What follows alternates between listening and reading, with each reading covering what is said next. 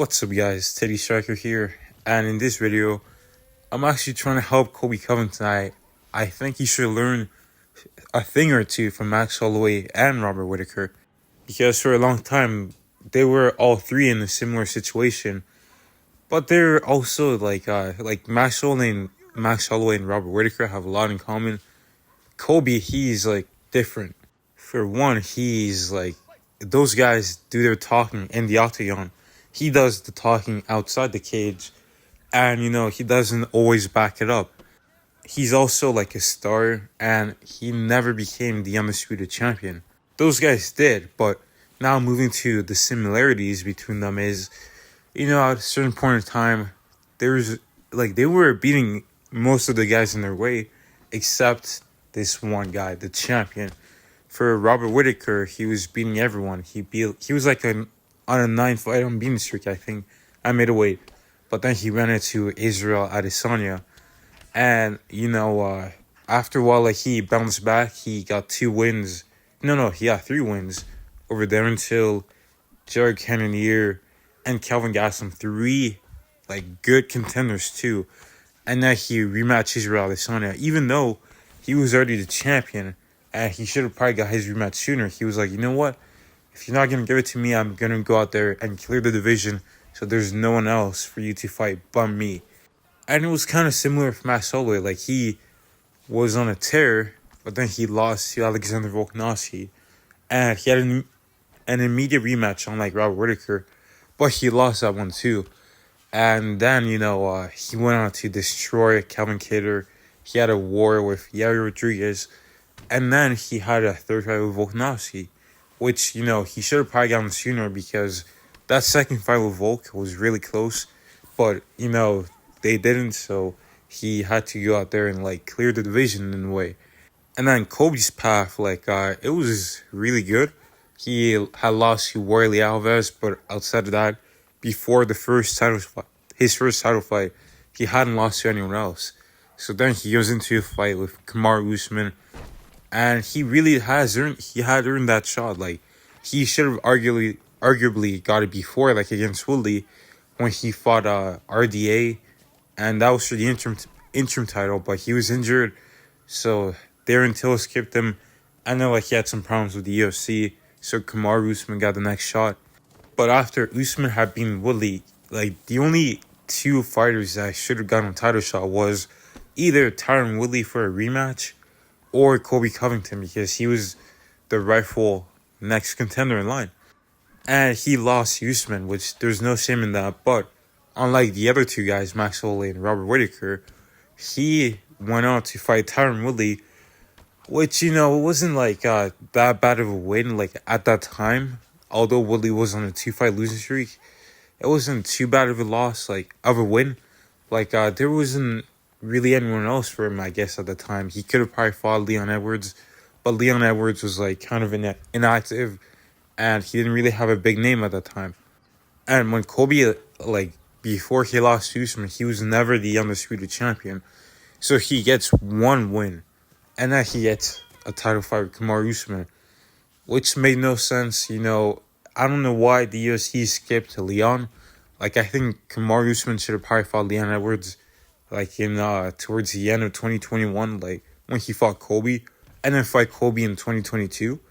But yeah, either way, Colby got his second title shot, and now he's again lost another title opportunity, and he's calling out Wonderboy, and Wonderboy is an easy matchup. If we're gonna be honest, there is no easy fights, but stylistically, it's a good matchup for Colby, which is why he wants to take him on.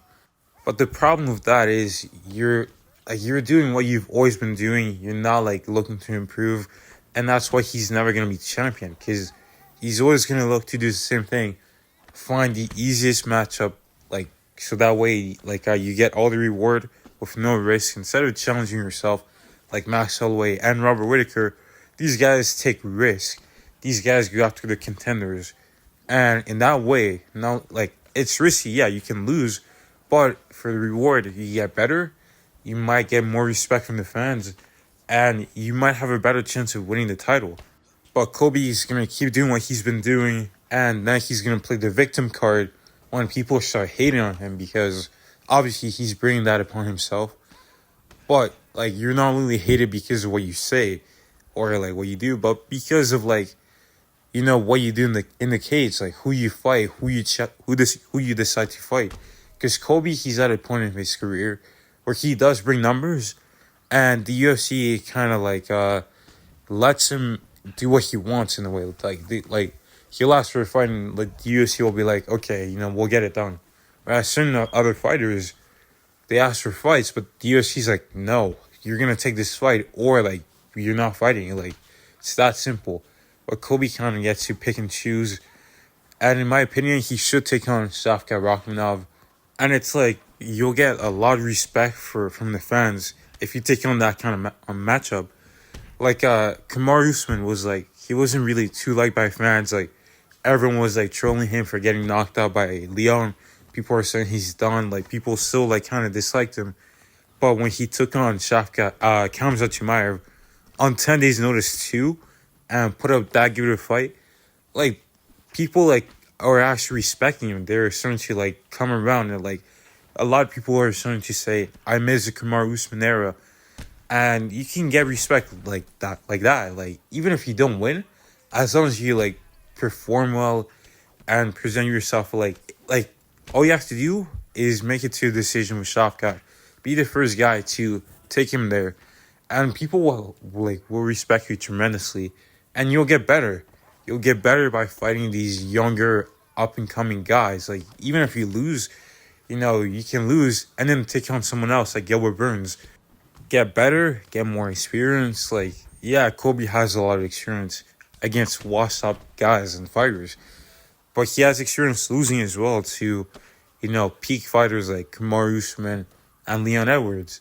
So, like, do you want to just keep doing what you're doing, fight 140-year-old, and then like sit out for a year, lose your timing and everything, and just hope and pray that you get a title shot because the champion clears your division? Like, you're never going to win the title like that, and you should learn from Robert Whittaker and Max Holloway.